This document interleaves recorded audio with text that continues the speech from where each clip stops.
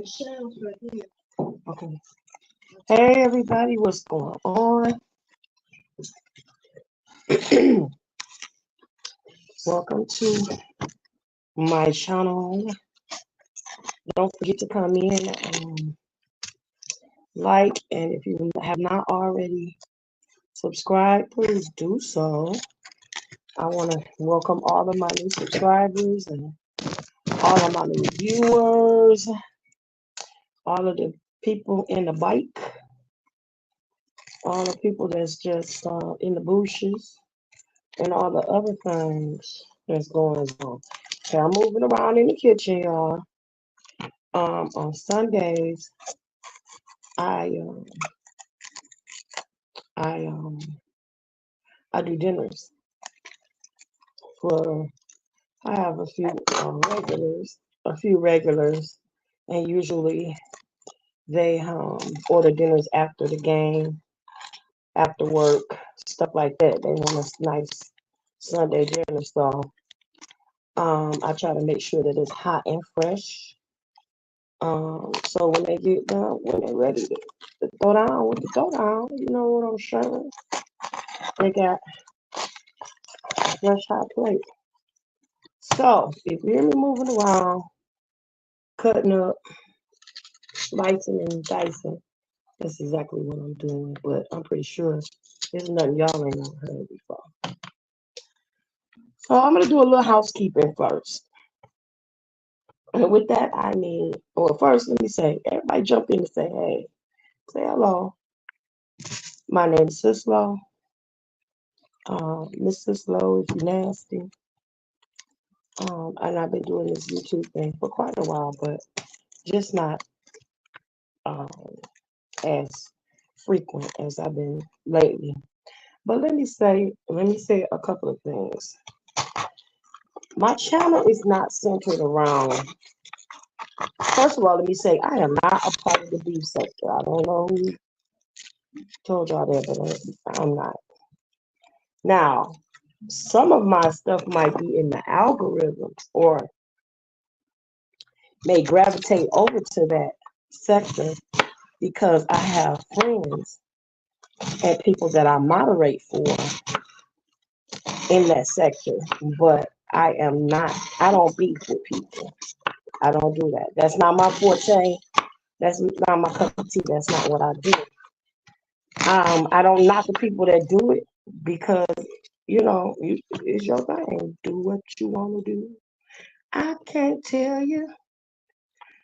Okay, well, anyway, I don't beef. So that's not me. Also, my channel is not a bashing channel. It's not what I do. I do way more things than that.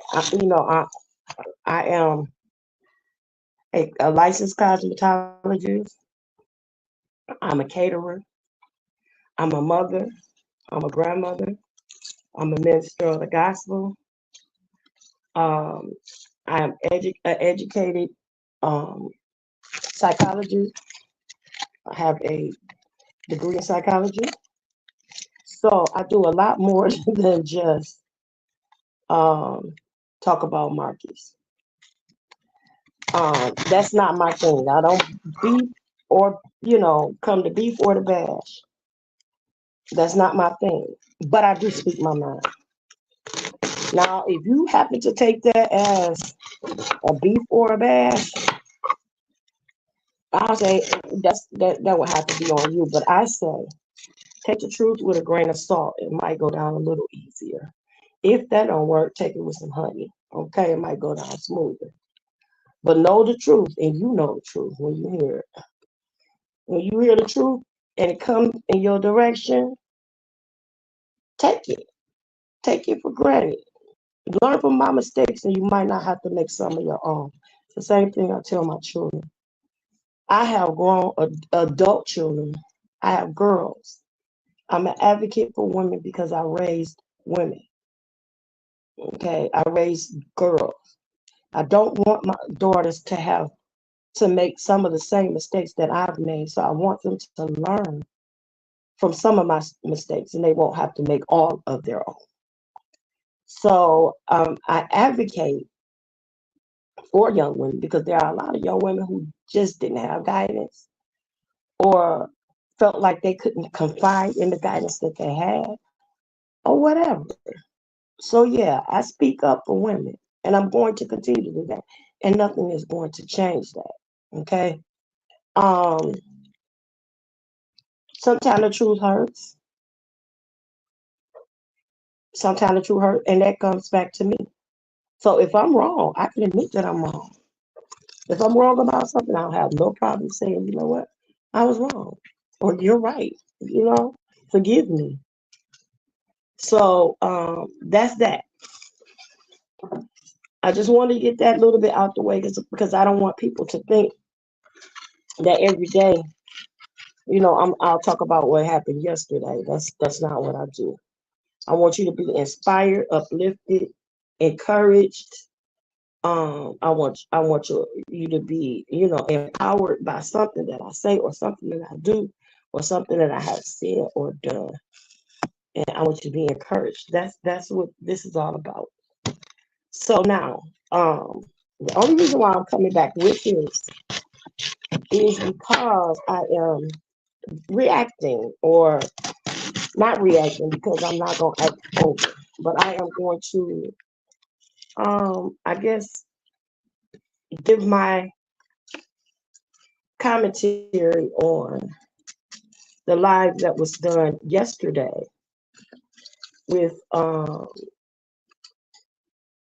Yana and Marcus over on the Sheena's channel. Um,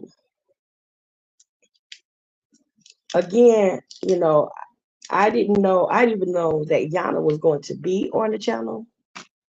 I didn't even know she was going to be there. So I didn't go on her panel, for the sole purpose of defending Yana. That came naturally, and I didn't do it for clout. I did it because it needed to be done, or I felt like it needed to be done. So it wasn't like I went up there, uh, to go in or in for her just because. No, I saw before when I was in the bushes in the chat or what have you. I saw that that it appeared that it wasn't quite going well for her. And I felt like it was a little biased and a little one-sided. And I still feel that way. No disrespect to the channel holder, no disrespect to anyone, not at all. Because, like buttholes, everybody's got an opinion. And I have one. And I was up there solely to express my opinion. Now, initially, I was supposed to be invited because a statement was posted in a live that was done a couple of days ago. I made a statement that I was once a follower of Marcus, but I no longer follow him. And the host asked me why. Why didn't I follow him anymore? Because she asked me why. And she said, matter of fact, I'm going to drop the link. You could come up. That's what I did. So because Marcus came in while he was running errands and he really did not have time to talk, I made a suggestion that maybe you could set up something where we could come back a little later where he has a little bit more time and he doesn't have to feel rushed and we can get into it, the questions that I had for him or the way that I want to address the situation. So initially the live was supposed to be set up for 4, around 4 is what I was told. But here, let me sit down.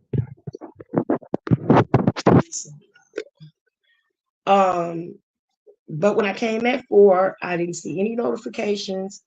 I did provide my contact information. I didn't get any notifications um, via my personal contact. So I just kept going back and checking. So I saw that instead of at 4 o'clock, it was set up for 7. When I went back at 7 o'clock to check in, the live had been moved to 10. I want to say 10 or 10:30, one of the two.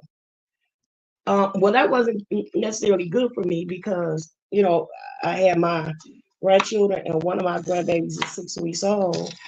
And you know yourself, you can't control how a 6-week-old baby is going to react. When he's ready to eat, he's ready to eat. And, you got to, if he needs attention, I'm going to give him the attention that he needs. And then, or y'all be saying something different. Like, oh my gosh, she mistreating that baby, trying to get on a lot. No, I'm not going to do that. If my baby needs attention, I'm going to give it to him. So that's that. So I just listened. And while I was listening, that is when I noticed that while Ghana was on a panel, it seemed like not only the people on the panel was letting her have it, but some of the people in the chat were letting her have it too. And I felt like, that was unfair because it was like no matter what she said, it was already preconceived that she was lying. No matter what she said, it was already preconceived that she's not going to be telling the truth or she was going to be in the wrong. And I just felt like that was one-sided and unfair. So when I came up on the panel, I spoke that. I said that, okay, you want me to just call you when I'm done? Okay. Okay, baby, I love you. I'll call you when the food done. Okay, baby.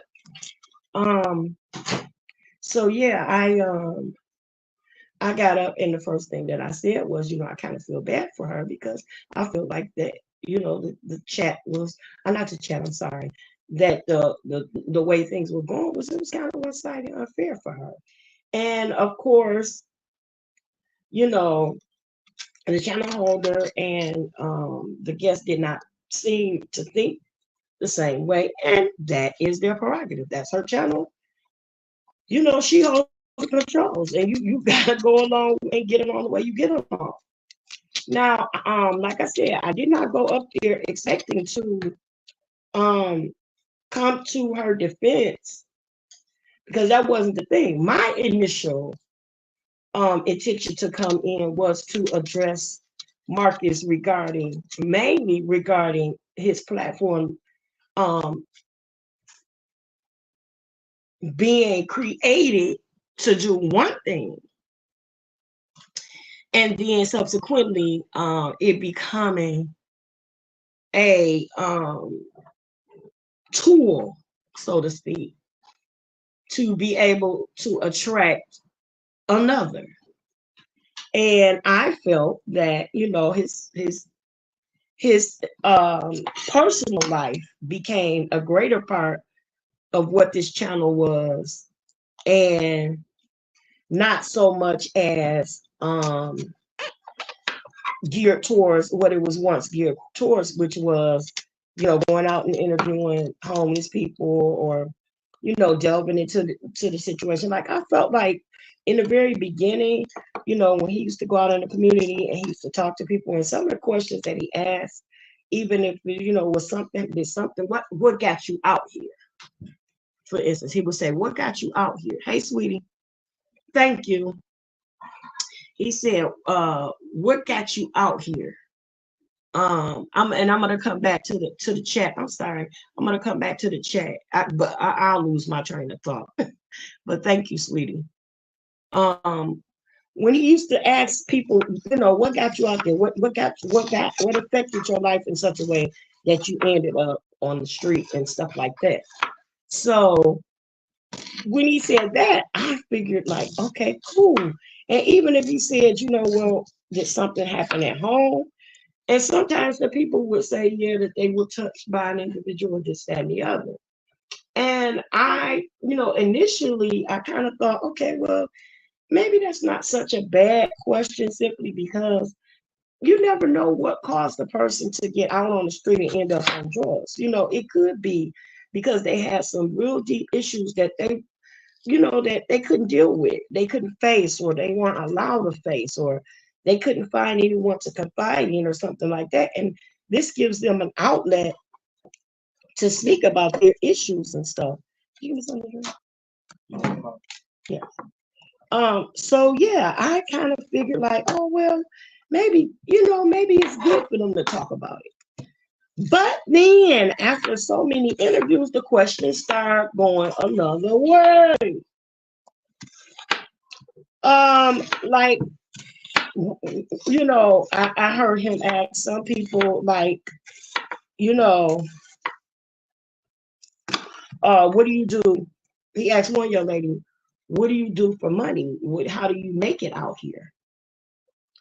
And she said that sometimes she had to sell herself. Well, he said, how much? And the way he said how much wasn't like, like how much because I want to document this. It was more like how much because I might want to patronize kind of thing. That's the way, and I was like, well, okay, now that's kind of borderline. And even if that's not what he meant or the way that he meant it, it could be perceived that way. I was like, uh-oh, you better watch out because that can go any way. But I kept watching. And I kept supporting the channel, by clicks and views and things like that. So then another person came on and he asked them about them being touched by somebody in their family. I don't know if it was a father or something, but he said something to the effect of, did they penetrate you? And how did that feel to you? Now that's going a little bit too far to me. Did you get turned on by it? This line of questioning was something like that. So I was like, whoa, wait a minute. That's too close for comfort. And then some of the things that he would say and conversate about with Josias kind of came into question also because we know that although Josias is an adult now, he's not thinking on necessarily on an adult capacity. He's doing adult things, but not, y'all know what I'm saying. He's not fully an adult.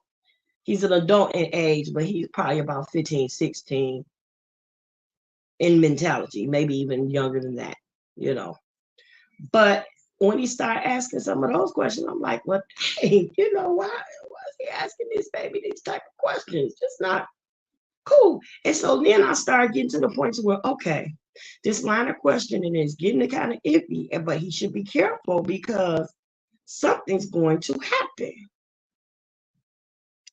Then I saw the first video where the young lady Monique came out and made some allegations. I'm just gonna go there because I don't feel like I need to go all the way into it because those that don't know, But she made some allegations, and even at that, I was like, okay, well, let me just. I'm not the kind of person to go by somebody's first word about something. I want to hear the whole side. I want to hear both sides. Because even in a court of law, you're innocent until proven guilty. So I'm not gonna just take one person's word for it. Let me kind of, delve into that a little bit more and wait.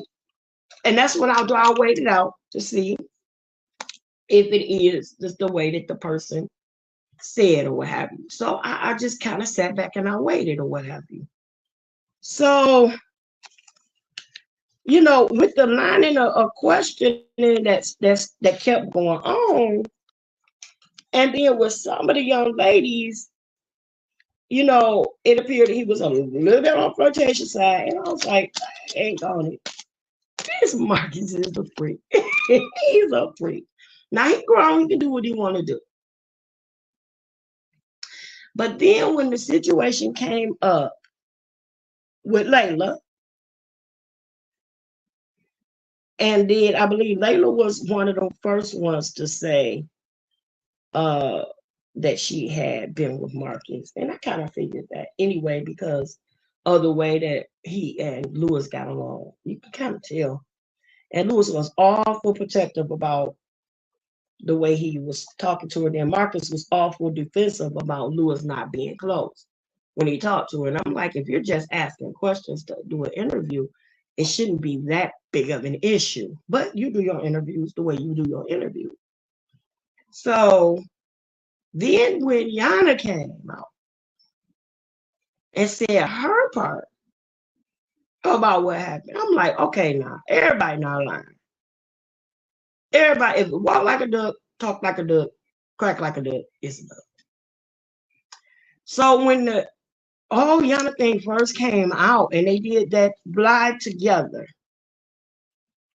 I am a very good judge of character. I am a discerner and I am a psychologist. You can't fool me. And not only that, I got common sense. You can't fool me like that.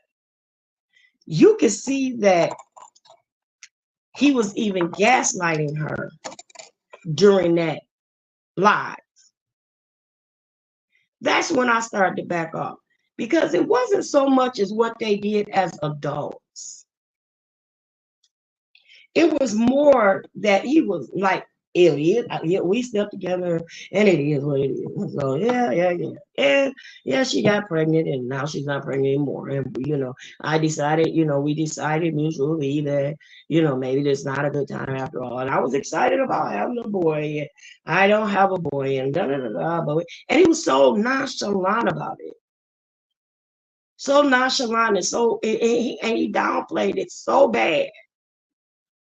Like this girl just don't care. Like he just don't care about this child's feelings, and it's more than him. It's more than just him. You know what I'm saying? She has feelings, and it's a life. This is a whole life. And then I'm thinking like all the people that talked about being with him intimately said that he did not wear protection.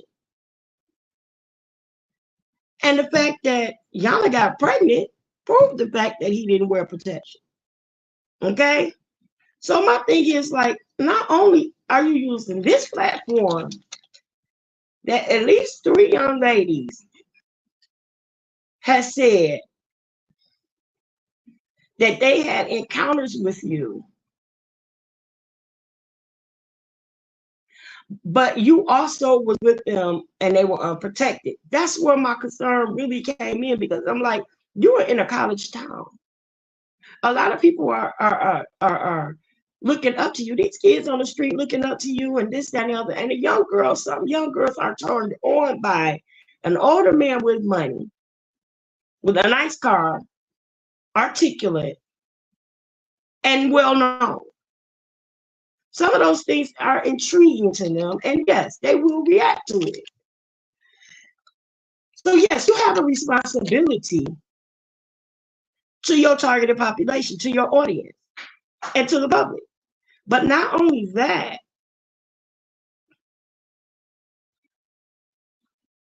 you are using a platform that was supposed to be centered around helping the homeless population, and now you are using it for your personal pleasure. And if it weren't that type of platform, if it's me, Marcus, out on the go, I'm doing my thing, partying and living, couldn't say nothing. Couldn't say a thing. But simply because it was supposed to be centered around helping these people, and these are the people that you seem to be attracted to, they don't care about, we don't see you engaging with these professional people and nurses and corporate people that you speak about. We only see you engaging with these people that you meet and interview with. The only person that you interviewed with, that you were interacting with or entangled with, as you say, first of all, you said you was only with one person. And then the other night in that live, you said, I had an entanglement with a few of my interviewees. A few. That ain't one, that ain't two. The last time I learned what a few mean, it was at least three. And then, instead of coming and being repentant about it and giving the girl a genuine apology, you gave her an apology, but you kept taking it back by gaslighting her. And that's when I started like getting in my feelings because I'm like, well, no, you're not just gonna sit up here and go for this and gaslight this child. And my feelings were if you had any intentions on giving her any money at all, you would still do it because you said you were going to do it. Period. It shouldn't have had anything enough to do with anything. And then to add insult to injury, first of all, let me say you can't tell nobody what to do with their money. That's your money. But now we're talking about looking at it from the perspective of a young lady that just had your baby. And now she doesn't have that baby no more for the purposes of the deletion. And she's in her feelings. She's still hormonal. So emotions are all over the place. And she's young. She's young. You're expecting a 18, 19-year-old girl to do what another 40-year-old is thinking. It's not about to happen. She ain't lived enough life to think the way you think. But you turned around after not, I guess, after her request, sending her the money that you said you were going to give her, and you booked a whole vacation with a whole nother person. She already feel kicked to the side because she had to get rid of her baby, and y'all no longer cohabitating or whatever the case may be. But now she see that you're interviewing this young lady, beautiful young lady, flirting with her, and this, that, and the other. And then you turn around and you saying that you don't have the money to send her, but she see you on an escapade.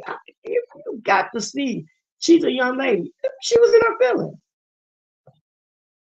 She was in her feelings. Yeah, I know some grown folks that probably would have been in their feelings about that. Oh, you ain't got money to send me, but you do this, people. But I can't tell you what to do with your money. Nobody can tell you to do with your money. That's not my point. And then the other thing was with Sonny. When you interviewed Sonny, some of the questions you asked her, even she side-eyed you. Or let me say side-eyed him, because I'm not speaking to him right. I'm not. It's not that I'm directing this towards him. And when I say that, it's because I'm in the moment. It's not. I'm not directing anything to anyone, but my audience. So when you came to her and you asked her those questions, you asked her about her sexual activity. And then you asked her, did any man ever tell you that you were his fetish? Marcus, my word, that's what I thought. But that's when I knew that this could possibly be the next one. And then to go around, and this baby said, you asked her to be his Valentine. He asked her to be his Valentine. I gotta stop doing that because it's not my intention. And that you would take her on a trip. The first thing I thought was, I pray to God that he is not using this baby, this beautiful young lady that's already experienced enough trauma and hurt in her life. I pray that he's not about to use her for damage control.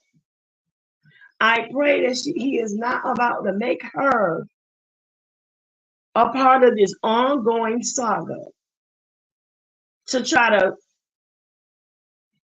say, oh, see, Marcus is a good guy kind of thing. That's what I was praying. And he wasn't praying no more. Because you're proving that. He's already proven it. You know, we learned, I guess it was yesterday, he's doing a dating show. That's from his own confession.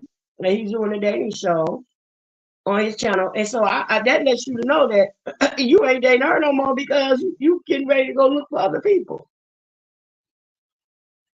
But my thing is what about the feelings and emotions that that young lady has tied up now? And even though she may not admit that she's hurting by it, it's gotta hurt. It's gotta hurt.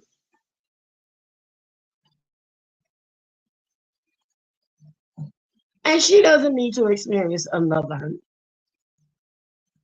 I don't speak for her because she's very boisterous. And she has shown that she will speak for herself.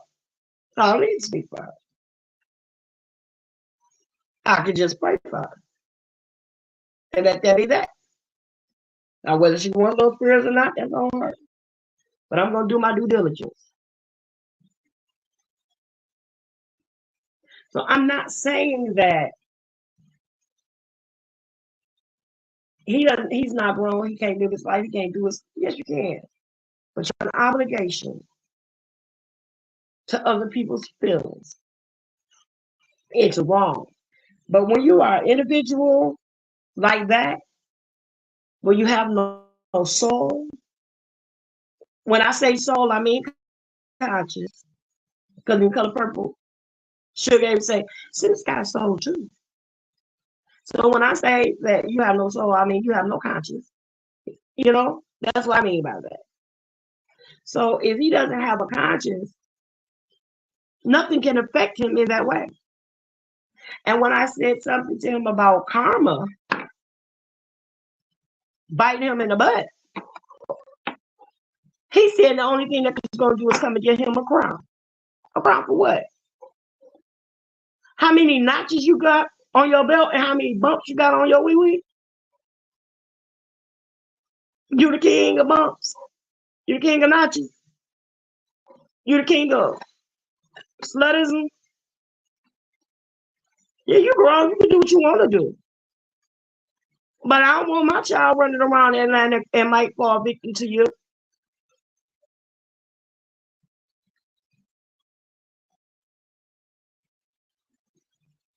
He's a manipulator. He's a narcissist. And that's it. That's my whole take on it. And I'm done with it. I said my piece, not only to my public, but I said my piece to him.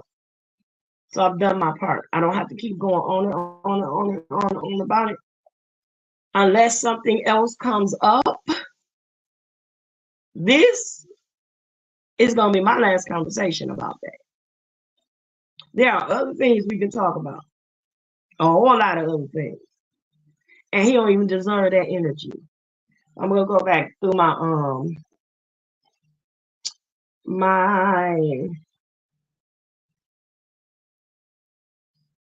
my messages here. Inez says, you said what needed to be said, sis. I appreciate you for saying that. Hello, Natasha. How you doing, sugar? Inez says, hello. Karen says, we all just need to realize that Marcus is only interested in sex. Obviously, he said that. He needs to be in a controlling seat. That is why he goes after vulnerable people. Yeah, not only in a controlling seat, but in the seat where people are willing to do whatever. They're vulnerable. Inez says, I knew in an interview with Monique and the things that he inquired about in her personal life, that the interview was more about his. That's what I'm talking about. You can see it in some of the line of questioning, right? Right?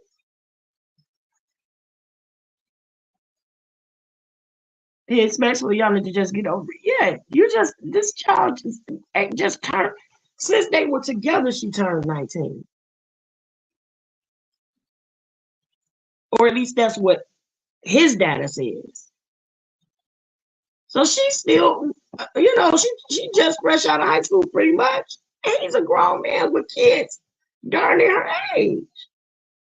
And you expect for her to think like you're thinking at 40 years old and she's only 19. Impossible. She doesn't know how to process things yet to get over it that quick. There's some people that can walk out of a clinic and don't think about it no more. Everybody's built different. And then what's so bad about it, he was still trying to gaslight the girl, talking about the nickname he used to have for her. That's what you call building them up to bust their bubble and knock them back down. You know the song? You can't be rocking in the world and you can't even stop. About a half a mile from heaven and you knock me down to this cold world. That's how that goes. You build me up to tear me down. And that was wrong. That is wrong. Martin is working on his sex bucket list. That's what I said. Notches on his belt. He said his next relationship will also be recorded and shared with the public. He gets turned on by it. He gets turned on by his escapade. Latasha is cracking up. Inez said, I felt as if the interviewer yesterday was showing much admiration to a narcissistic individual, thus for being very inappropriate. Well, you know what? Let me say this about this. Some people are loyal to a fault. Some people are just loyal to a fault. They feel like, I'm gonna stick with my loyalty and I'm gonna go where my loyalty lies. And my loyalty lies with you. And I'm gonna ride or die until the wheels fall off. Right or wrong or indifferent. And that's not right. That's not right. Just because, listen, like I said, I have children. And listen, I have some hard-headed grown boys. Some very hard-headed grown boys. Both my boys grown, married, or been married more than once, and they young, they ain't that old. And honey, some of the stuff that those boys did, I ain't approve of, and I told them,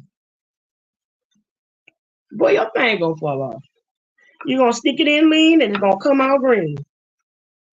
And that's the way I feel about him, about Marky. You're gonna stick it in lean, it's gonna come out green. You don't mess around with something you can't spell, something that'll burn through a rubber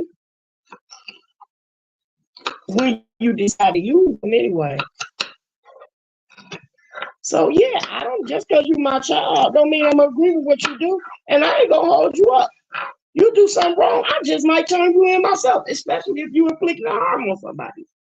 I don't care I don't care how many days I labor. I didn't raise no small as Satan. Right is right and wrong is wrong, and I ain't gonna hold you up in it. Some people get a pleasure out of manipulating other people. And that's what this part looks like. Pure manipulation. And that's not good. It's pure manipulation.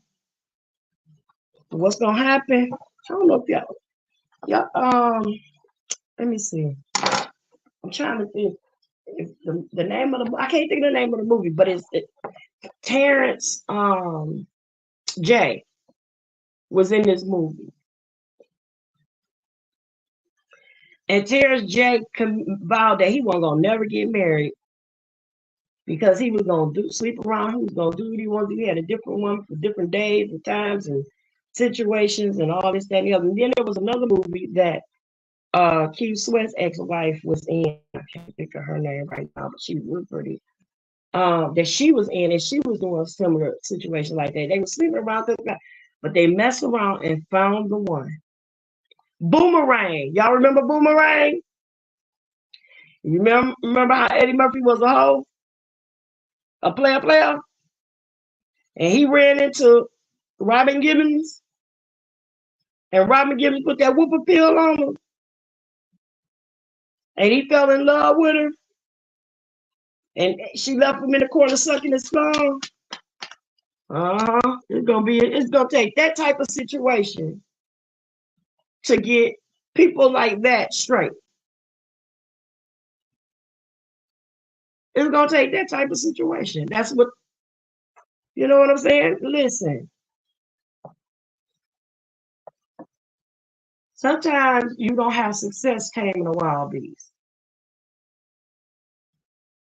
Some beasts are going to succumb to their habitat. You can use that. Some beasts are just going to succumb to their habitat. Does that mean that there's no redemption? No, but first he's got to believe in redemption. He don't even believe that he can be redeemed because he don't believe in a redeemer. So people like that, you just gotta keep the kids out of the way. Hide your kids. Hide your wife. Say, I don't right my children's wrong. I encourage them to correct the situation. Exactly. You said everything you said thus far has been facts and very much on point. Well, I appreciate you, Sugar. You remember Boomerang. Well, thank you, sweetie. Well, it'll become larger by you all sharing and liking it and subscribing and supporting the channel. But I speak nothing but truth. I honestly do. I'm not biased. I'm not gonna do it. I can't. I have an obligation to God, first of all. I have an obligation to God. And I can't bring myself to lie. Especially about nothing like that. I'm not gonna destroy anybody's life. I don't do that. So I hate to end this, but I'm gonna have to run. I gotta hurry up and get these people's meals out to them. They'll be ready to pick them up in a few. And I need to go ahead and steam down this cabbage.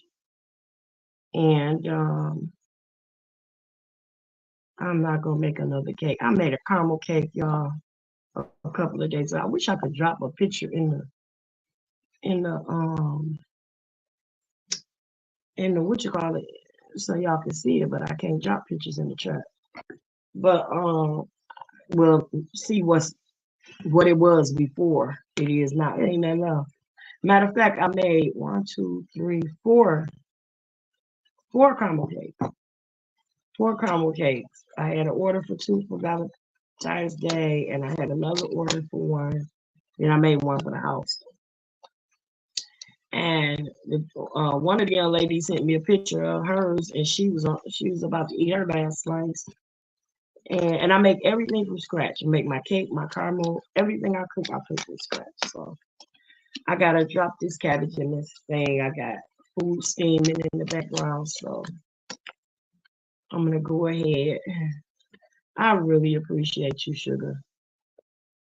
Miss Inez. I really do. You said, and you were, oh, wait a minute. Oh, I'm sorry, sweetie. And you were on the front lines yesterday. which I appreciate you so much. I appreciate you for saying it. Thank you for that boost of confidence. I need it. I need it. And again, like I said, my platform is not to um bash me, but as a matter of fact, you might come on here and hear me clowning somebody, like straight roasting and gagging, because I can be a comedian. You might hear me coming over here with somebody singing. You might hear me coming over here doing a talent show, thank you for the subscription. You might hear me doing a poetry slam. Um, you might come over here and hear anything. The latest news, trending topics. I might come and do Bible study, all kind of things. So I might, some days I come on here and just pray for people. If you have a prayer request or something and you put it in the chat, and I just come and I just pray for you. But see, now I have another channel, which is the Trash Talk Alley channel. And that's the channel where I do most of my roasting and gags.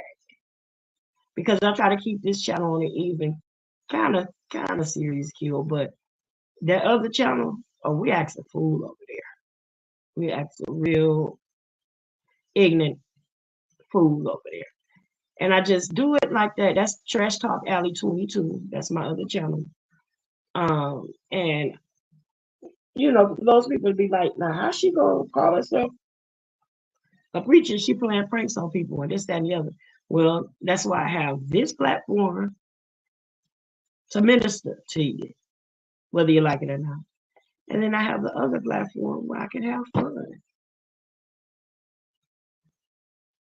Yeah, the Bible says that laughter does good like a medicine. So I love you all on purpose. Ain't nothing you can do about it. I never say goodbye because goodbye is so permanent. So I always say later for now. Let me see what you said here, sugar. Me too. Sugar don't need a drink. Just a snicker just to get me on stage, babe. You hear me? Girl, bye. I can act like a nigga. Give me a Pepsi. Give me a Pepsi. I act all the fool I can for you. You hear me? Whether it's funny or not, I left my own joke. Okay? Oh, Karen, I love you back. I love you back. Well, I tell you what, I don't know if I'll be back tonight. I might not. But I'll see you soon. And if you have any ideas, you know where to hit me at. Find me in them comments. I love y'all. Ain't nothing you can do about it. Ain't nothing gonna ever be. I love Marcus. I don't like his ways, but I love him. Gotcha. All right, babies. Y'all take care. Treat somebody nice. Smile at somebody. Give them a hug. You never know what good it will do. Later for now. Ah.